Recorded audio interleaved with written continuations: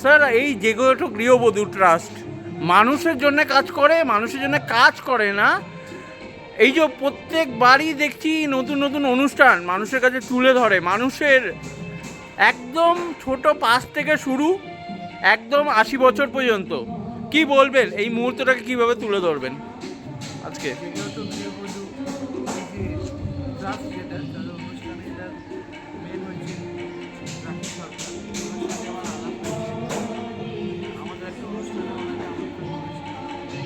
উনি খুব ভালো বলে, আমার খুব ভালো লেগেছিল। তারপর উনি আজকে আমাকে এখানে আসতে বলে, সকালে এসেছি, সবাইকে নিয়ে একটা গ্রুপ সং করালাম। মানে আমি ওটা এই করেছিলাম, তারপরে আমার নিজের গান এবং কত শিল্পী আছে, গান এখনও চলছে, বিকেল 5টা অবধি হবে এবং ওনার অ্যারেঞ্জমেন্ট এত ভালো লেগেছে আমার। হ্যাঁ, সবাই জন্য লাঞ্চ প্যাকেট